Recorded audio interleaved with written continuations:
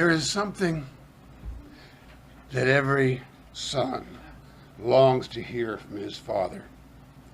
I went most of my life without hearing it, but I remember clearly the moment it happened as though it was yesterday. It was nearly 40 years ago when it did happen, so I had to wait. I was nearly 40 when it happened, so I had to wait a long time to hear it. I'd quit my teaching job in Louisiana. I'd moved back home to take care of mom and dad. They were both experiencing health problems at the time. And in the process, I've been able to find a teaching job nearby and had settled in. On this day, we just got back from Sabbath services, and I'd given one of my first sermonettes that day. In our house, there was an open stairway going from the living room up to the bedrooms. It was a tri-level. As I walked up the steps to go get out of my church clothes, Dad stopped me halfway up, and he told me that I had done a good job that morning and that he was proud of me. And I told him what that meant to me, to hear him say that he was proud of me, how much I had longed to hear it. And he responded to me, he said, but Tony, I've told lots of people that I'm proud of you. I said, yeah, Dad, but you never have told me. If you're a father, I know you have a father. If it applies, it's not part of the sermon, but think about that if you have a son who's still waiting. Today I want to use that physical example to ask about a spiritual relationship. One day we're going to be face to face with our spiritual father. Have you ever thought about what that conversation is going to be like? Are there any particular words that you want to hear from your spiritual father when he meets you for the first time? When I thought about that, two things came to mind. The first was heard at the baptism of Jesus Christ. This is my beloved Son. For us, we might want to hear son or daughter, in whom I am well pleased. That was Matthew 3:16-17. The other we might want to hear is, well done, good and faithful servant. And it's that latter one that I want to focus on today. Well done, good and faithful servant. When you hear that phrase, how do you think God would describe a good and a faithful servant? What would someone be like that fits that description? How do you reckon God defines good and faithful? The question I want us to wrestle with today is a question that may have eternal consequences. And I'm of the opinion that we are entering a time in human history when more than ever we may be called upon and expected to be a good and faithful servant. A few years ago, there was a TV program called Downton Abbey, the story of the Crowley family. They were landed gentry with a family estate in England, and they had many servants in their home. Servants like, and these are actual positions of the day, butler, housekeeper, chef, a lady's maid, a kitchen maid, first footman, second footman, first housemaid, second housemaid, scullery maid, coachman, hall boy, and others. And that was kind of the list. That was their order of rank in the house. Each one had their own specific duties, the things that they had to do each day. They based upon their knowledge, their skill, their abilities, their age. But it's interesting that no matter what the job was, no matter what the position was, they all came under the same exact set of rules. the same rules applied for every one of them, whether butler or hall boy. These were some. Never let your voice be heard by the ladies and gentlemen of the house.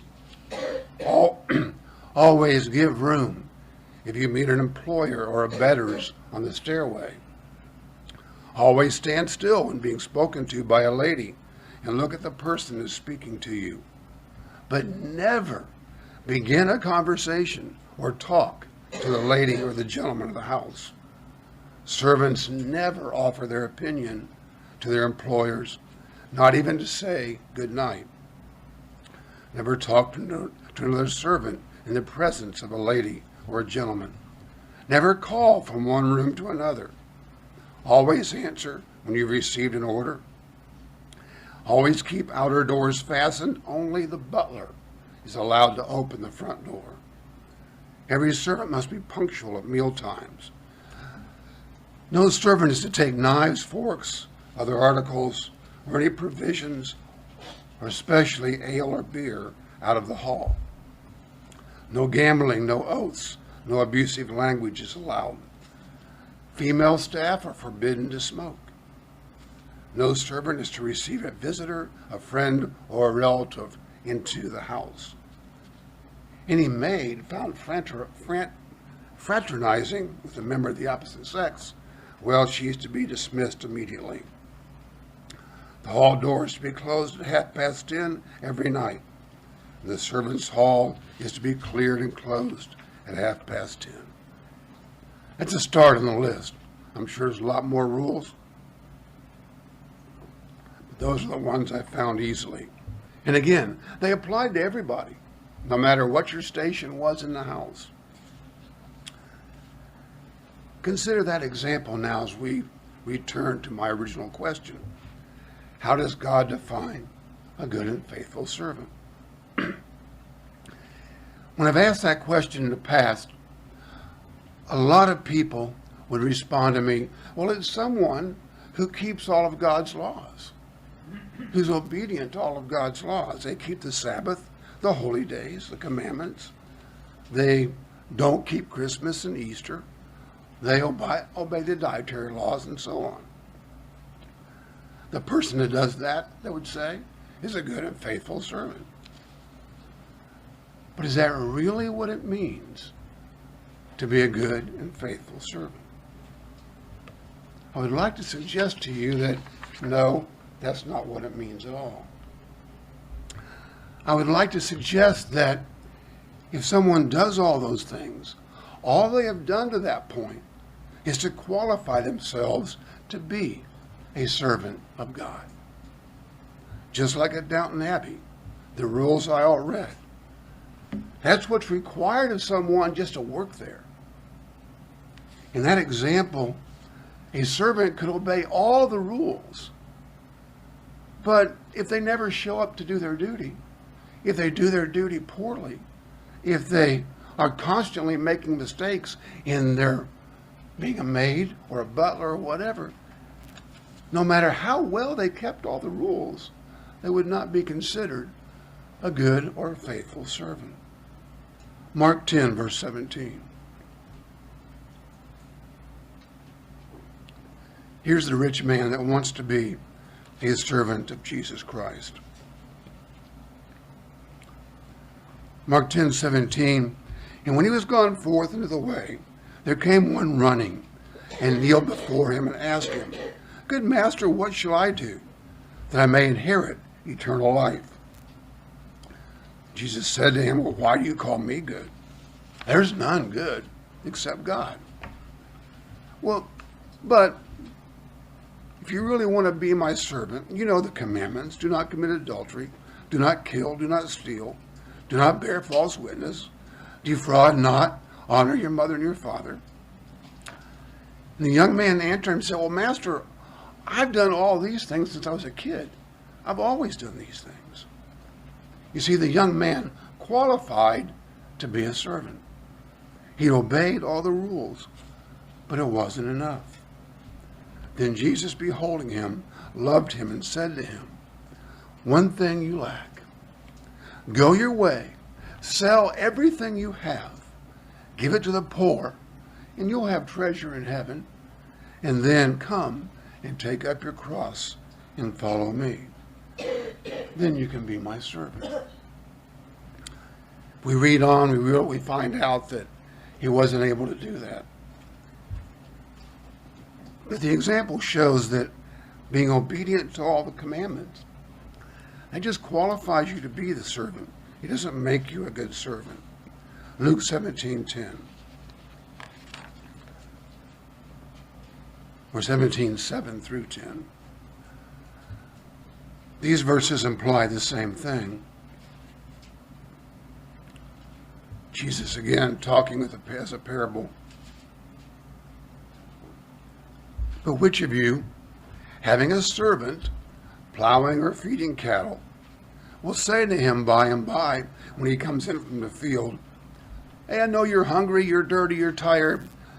Go get a shower, sit down, have something to eat, and then come take care of me"? No. Will you not rather say to him, "Make ready my dinner where I can eat. Gird up yourself and serve me till I have eaten and I've drinking. And afterwards, then you can go take your shower and you can fix yourself something to eat"? Does he thank the servant because he did the things that were commanded? I don't think so. So likewise, you shall have done all those things which are commanded. Note that word, commanded, of you. When you've obeyed all the rules I've given you, we are still unprofitable servants. We've only done that which was our duty to do. I believe that what this is saying to me is if I'm nothing more than a good commandment keeper, then I'm still an unprofitable servant. I've done nothing to be commended for. I'm just doing the basics required to be a servant of God. When we look again at that phrase, good and faithful servant, good is Strong's number 18, agathos.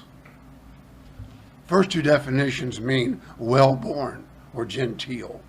Now, I don't think there are any lords or ladies here in the house today, so probably that's not us. But we continue. It also means brave or valiant. That could be us. Good as in capable, a good carpenter. Good as in a moral sense, a good person. Or good as in a good friend. Faithful is Strong's 4103, pistos. Persons who show themselves to be faithful in transaction of business, in the execution of commands, or in the discharge of official duties, or one who is worthy of trust that can be relied on. Now don't mishear where it says the execution of commands. The Downton Abbey servants that obeyed the rules, that was not executing commands. But when the Lord said to the footman, "Go and get the car and bring it around at this time," that's the execution of a command. He goes to get the car to make sure it's at the front door at the right time.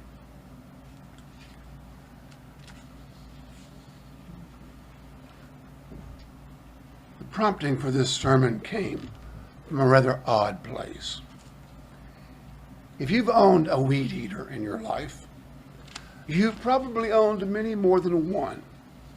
Because if your family's like our family was, they would last a season, maybe two, and you'd be out there buying another one. And finally, after a number of years and a number of weed eaters, I finally got tired of it, and I said, I'm going to find a weed eater that will last. So I looked around, and I finally found the Red Max brand. This is not an advertisement, but that's the brand of the weed eater. The difficulty was the price tag was over $300 for a weed eater. And I can remember laying in bed with my wife thinking and talking to her about it. $300? Of course, Alethea is saying, well, how much have you spent on all the ones you bought the last 5 years? And so since she was working full time, for a paycheck, and I was too. We agreed to share it. We each kicked in $150. We bought a Red Max.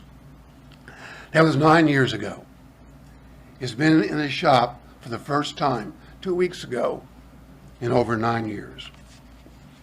But while I was using that weed eater, I thought about how faithful it had been. It always starts in the first or the second pull. Never have to worry about it. If there's gas in the tank, it will run and it will cut weeds. I thought about other things that are faithful, like my old faithful dog I've had in the past, my old faithful pickup truck, maybe an old tractor that's been faithful. Then I thought of people. And all sorts of thoughts come to your mind when it comes to people. There's the good, the bad, and as Clint Eastwood would say, the ugly.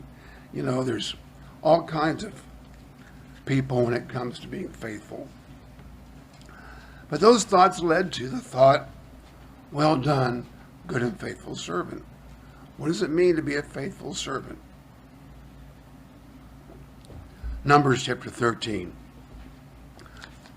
I realized when I decided to give this sermon, we've just been here like 2 or 3 weeks ago, maybe a month, but I try to cut it down some from the last time so we won't go over the same ground too much twice, but it's a good example. Numbers 13, verse 1. Only with this example, we're going to look at what it means to be an unfaithful servant. The Lord spoke to Moses, saying, send you men that they may search the land of Canaan, the land which I will give unto your children of Israel. Every tribe of their fathers shall you send a man, every one a ruler. That word ruler means an exalted one, someone of high esteem, a person that the people will listen to. So send every one a ruler from among them. And Moses, by the commandment of the Lord, sent them from the wilderness of Paran, all those who were heads of the children of Israel. Verse 17. And Moses sent them to spy out the land of Canaan. Verse 25. And they returned from searching the land after 40 days. They went and came to Moses and to Aaron and to all the congregation of the children of Israel, and to the wilderness of Paran at Kadesh, and brought back word to them unto all the people, and they showed them the fruit of the land. And they said to them, we came to the land where you sent us, and surely it does flow with milk and honey. And here, look, this is the fruit of it. But nevertheless, the people, the people, they are strong that dwell in that land. And the cities are walled, and they are very great. Moreover, we saw the children of Anak there. And the Amalekites, they dwell in the land of the south, and the Hittites, the Jebusites, the Amorites, they dwell in the mountains, and the Canaanites cover the seashore, all up and down the coast of Jordan. But Caleb stilled the people before Moses and said, whoa, wait. Hey, forget all that. Let's go up at once and possess it, for we are well able to overcome it. But then the men that went up with him said, no, Caleb doesn't know what he's talking about. We can't go up against this people. They're stronger than us. And they brought up an evil report of the land which they had searched unto all the children of Israel. Chapter 14, verse 1. So the congregation lifted up their voice and cried, and the people wept that night. And the children of Israel murmured against Moses and Aaron, and the whole congregation said to them, would to God that we had just died in the land of Egypt. Or would God rather have us die here in the wilderness? Be careful what you ask for. Be careful how you respond to God. He may grant your wish. And so wherefore has the Lord brought us to this land to fall by the sword, that our wives and children should be prey? Were it not better for us just to return to Egypt? Verse 5. Then Moses and Aaron fell on their faces before all the assembly, the congregation of the children of Israel. And Joshua the son of Nun and Caleb the son of Jephunneh, which were of them that searched the land, they tore their clothing.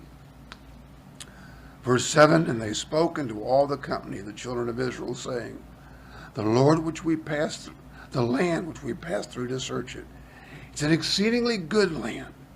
If the Lord delights in us, then he will bring us into this land. He'll give it to us, a land which flows with milk and honey. But don't rebel against the Lord.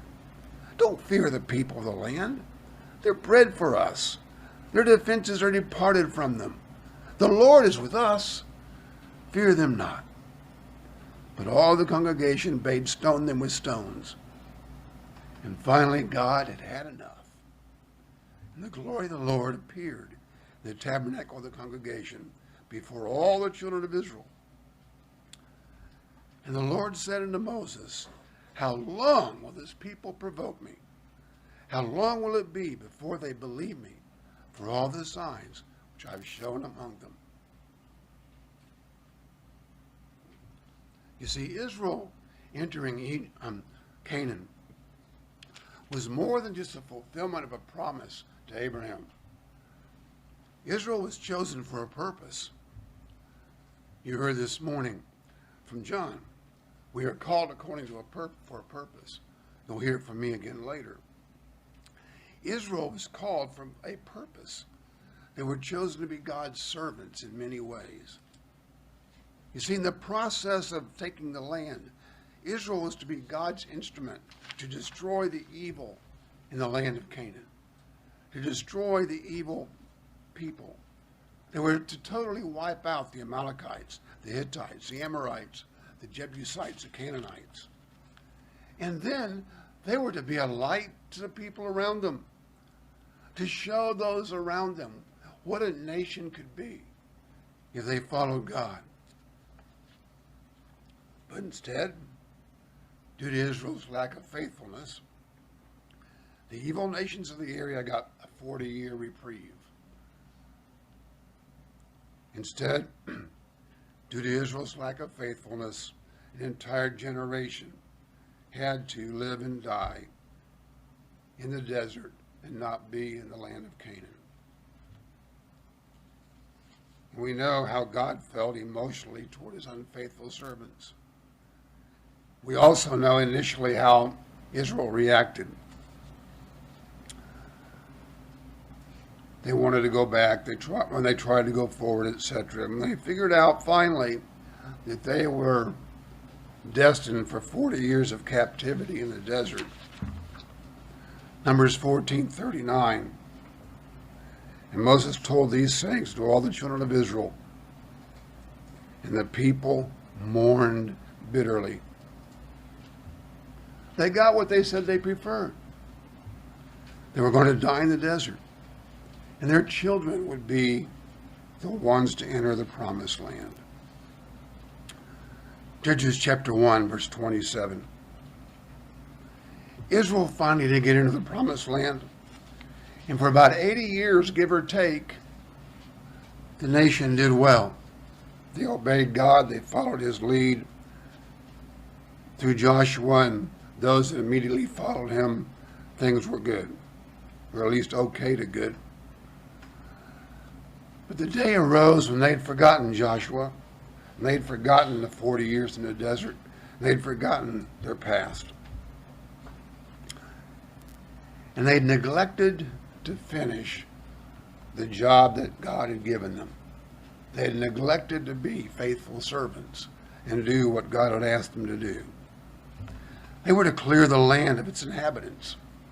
They were to get rid of all the evil that filled the land of Canaan. Judges chapter 1:27. Neither did Manasseh drive out the inhabitants. But the Canaanites would dwell in that land. 28. And it came to pass when Israel was strong that they put the Canaanites to tribute and did not utterly drive them out. The Israelites put a tariff on Canaan.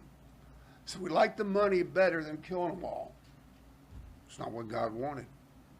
29. Neither did Ephraim drive out the Canaanites. 30. Neither did Zebulun drive out the inhabitants, but the Canaanites dwelt there among them and became tributaries. 31. Neither did Asher drive out the inhabitants. 32. But the Asherites dwelt among the Canaanites, the inhabitants of the land, for they did not drive them out. 33. Neither did Naphtali drive out the inhabitants, but they became tributaries to them. 34. And the Amorites forced the children of Dan into the mountain. Dan couldn't even hold its own ground. The Amorites kicked them out and pushed them back up into the mountains because they didn't want them down in the good land, down in the valley.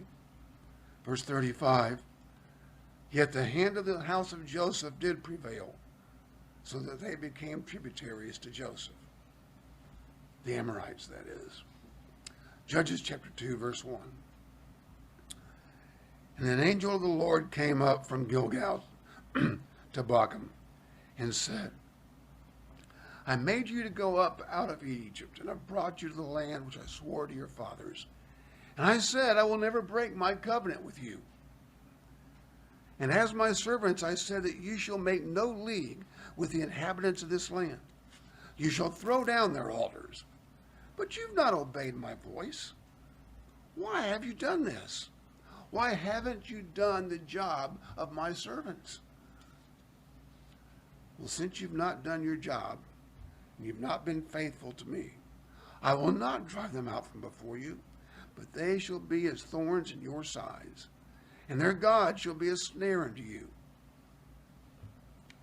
And if you've happened to notice the Middle East any time recently, the last, I don't know, couple of weeks, that thorn is just grown into a bigger and bigger and a bigger thorn bush. Verse 4. And it came to pass when the angel of the Lord spoke these words to all the children of Israel. Now listen to this. That the people lifted up their voice and wept. There was weeping and gnashing of teeth.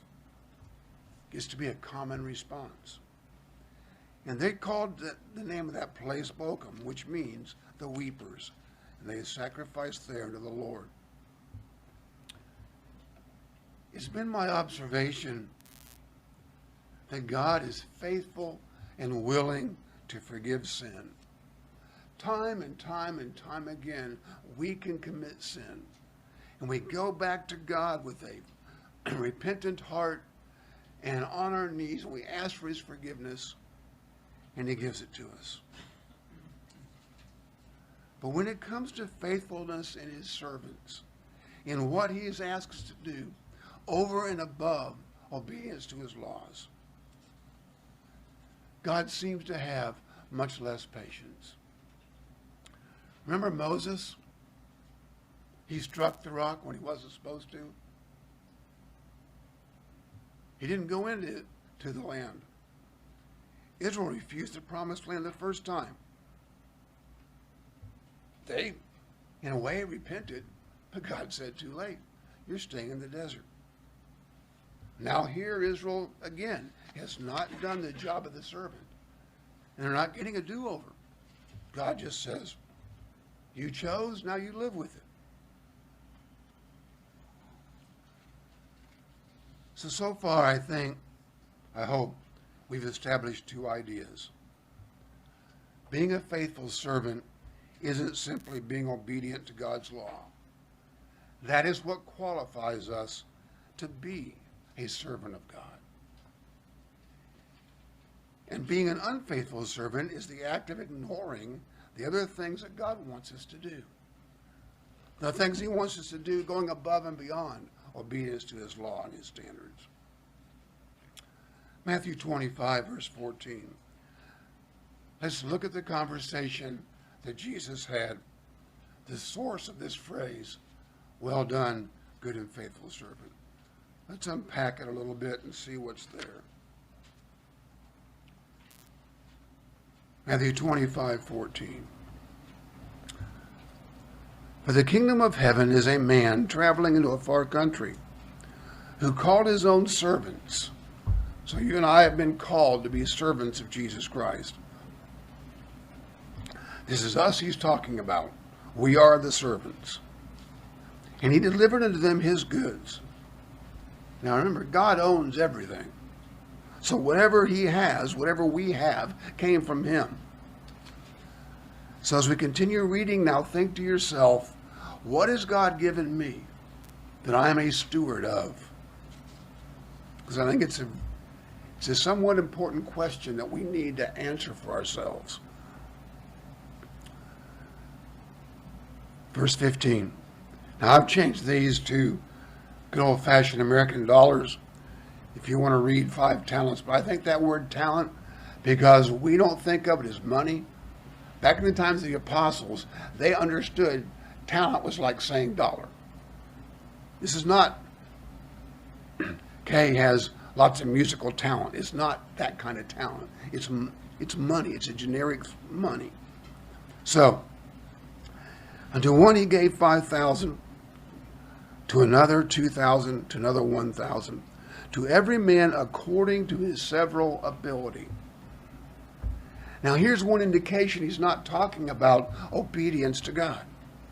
Because all God's servants are expected to live up to the same standards, to obey the same law, to meet the same level of obedience. Well, here every man's given according to his ability. It's also an indication we've not all been blessed with the same things, the same physical things, internal personalities and so on, the same. We're all a little bit different. But to the extent God has given us, to what God has given us, he has given us ability to use them. So after he gave them their assignment, straight away he left and took his journey. And then he that had received the 5,000 went and traded with the same and made them another 5,000. So the first thing to notice here is that God's a capitalist. He's not a socialist. He's not a communist. He expects you to go out and earn a living, to take what you've been given and make more from it. He also expects us to bear fruit. It says the word traded. The word traded means to be engaged in a trade, to work with, to toil. They were not expected to invest the money. He didn't expect them to go to the stock market and put the money in the stock market or invest in a business and go sit home and watch the money grow. No, he meant for them to work at it. They were expected to use the money themselves to do something that created a profit, something that involved work. But more was not expected of them than what they had the ability to do. Verse 17. And likewise, he that received 2,000, he also gave another 2,000. But he that received 1,000 went and dug in the earth and hid his Lord's money. And after a long time, the Lord of those servants came and reckoned with him. After a long time, he says. I'm reminded, I was 6 years old when I started this journey. A lot of years we've waited for Christ's return. A lot of people has postponed a lot of stuff that should have been done because Christ is going to return next year, next 5 years, next 10 years.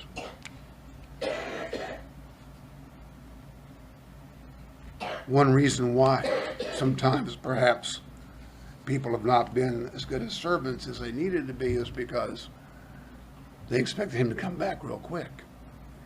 So even now, as bad as I think the earth is, as bad as I think our society is and the world around me is, I've got to continue to plan and work and make sure that I am so doing as Matthew 24:46 encourages. But so after a long time, the Lord came back, and he that received the 5,000 came and brought another 5,000. After a long time also implies that God does not expect instantaneous results. He gave them lots of time to go out and do something with what he'd given them. The servant said, Lord, you delivered me 5,000, and behold, look, I've gained another 5,000 more for you. And his Lord said to him, And here's the phrase, well done, good and faithful servant. You have been faithful over a few things. Again, this demonstrates more than just obedience to God's law. Unless we believe that obeying God on 5 things, doing it really well is okay when there's 45 you should do. But that's not what he's saying. I will make you ruler over many things. Enter you into the joy of the Lord. He also that received 2,000 came and said, Lord, look, you delivered to me 2,000, and I've gained 2,000 more. And he said to him also, well done, good and faithful servant. You've been faithful over a few things. I'll make you ruler over many things. Enter into the joy of the Lord. Notice his response was the same. Jesus was just as happy with both guys. They both had done really well. It didn't matter that one only increased his by 2,000, the other one 5,000. They both doubled the money. So he was pleased. But then he which had received the 1,000 came and said, Lord, I knew you were a hard man, reaping where you don't sow, and gathering where you've not strawed. This servant saw the Lord as somebody who, I want you to do all the work, and then I get all the credit. Maybe you've worked for somebody like that. You know, this guy said, when it says, to gather where you've not strawed, is talking about they bring the wheat or the barley, whatever it is, into the threshing floor. They do all the work of threshing out the grain, and then the owner comes and takes the grain. And so here he's saying, I know what kind of guy you are. You want me to go out here and thresh all this grain, and then you come up and take it all. Well, I'm not working like that. Verse 25, so the servant said, I was afraid. I knew what you'd be like. If I used your money and I didn't make any money, or if I used your money and lost it, I wasn't going to take that chance.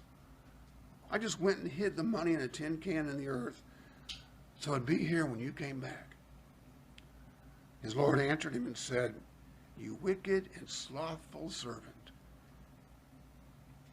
If you think that you know me so well, that I reap where I don't sow and gather where I've not strawed, then the least you could have done was put the money in the bank so I'd make some interest, so I could at least have something more when I get back than what I gave you.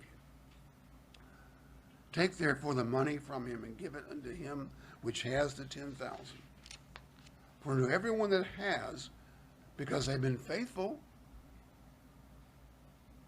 he shall be given, and he shall have abundance. But from him that has not, because he's been unfaithful, it shall be taken away from him which he has, that which he has. Verse 30. Compare verse 30 to what we've heard of Israel. And cast the unprofitable servant into outer darkness, and there shall be weeping and gnashing of teeth. That verse is one of several in the scripture that I think we read over and we don't let sit in our brains enough. Don't those sound like eternal consequences? To be cast into outer darkness. And he's talking to us. Consider and compare and contrast the 3 servants. 2 of the servants had a good and positive attitude toward their boss, toward the Lord. They didn't fear him. Fear as in being afraid of him. They took the responsibility they'd been given. They went out and went to work. They did a good job. And I'll bet in their minds, they had a relationship such that as long as I'm doing my best, if I don't make so much money, even if I lose a little bit, he's not going to come down on me like a ton of bricks, because he knows I'm out here doing the best I can to serve him. The 3rd servant, his relationship with his Lord was based upon fear. He would rather do nothing than risk having to face his master having done a less job than he thought the master wanted. The first 2 were willing to take risks. They were courageous. The third was not. He was fearful. I'm reminded of the scripture, Revelation 21, 7 and 8. He that overcomes shall inherit all things, and I will be his God, and he shall be my son. Verse 8, this is what I'm getting to. But the fearful and the unbelieving shall have their part in the lake which burns with fire and brimstone, which is the second death. Fear is overcome with faith. As we think about being servants of God, being used by him to get a job done, whatever it is, being used for his purpose, it's also good when we pray to pray for courage and to pray for faith and the willingness to do whatever it is he wants us to do. We can't allow fear to stop or paralyze us. The last comparison I'll make between the servants, the first two servants, they were optimistic. They couldn't wait to report back to their Lord. They were glad to do what they were doing. The third was pessimistic. Nothing could go wrong or could go right. Like the little boy, the bad report card. Do anything to keep from showing mom and dad, especially mom, his bad report card. And I wonder if he wasn't also a little bit put out, the third guy, because he only got $1,000. I mean, George got $2,000 and Harry got $5,000. Why are you only going to give me $1,000? What can I do with $1,000? There's nothing. Lord, I heard it from students all my teaching career. Why did you flunk me? If you'd have worked with me some more, if you'd have done this for me, if you'd done that for me, I wouldn't have flunked. Well, the third servant puts all the blame back on the Lord. It's not my fault. So when you think about this idea of good and faithful servant, as we look at this parable, what has God given me to have stewardship over? What do I have? Whether it's a talent, a personality trait, physical things, whatever it is, what do I have that I should be using to serve him? And I can't leave any part of my life out of that question because God owns it all. The answer won't be the same for all of us, just like it wasn't for those three servants. Some of us have been given stewardship over more than others. But I think it's a good question worth thinking about.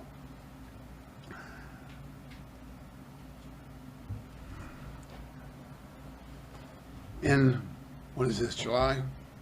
The end of August, I'll be back to finish this sermon. I'm not done here today yet, but we're going to finish this in August. Pardon me. So that's kind of the thing to think about between now and then. What's God given me that I could be using to serve him with? Because we really haven't answered the basic questions. What does being a servant of God look like in my life? What is God asking each one of us to do individually as his servants? What are we to do with what he's given us? What's this idea of producing an increase?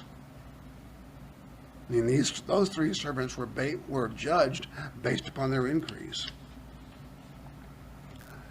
How does God define the increase we're supposed to produce in our lives? Again, as John mentioned, Romans 8:28, I'll mention it again. We know that all things work together for good to them that love God. I'm assuming that's all of us in here. And to them who are called according to his purpose. And have we not been called to be servants?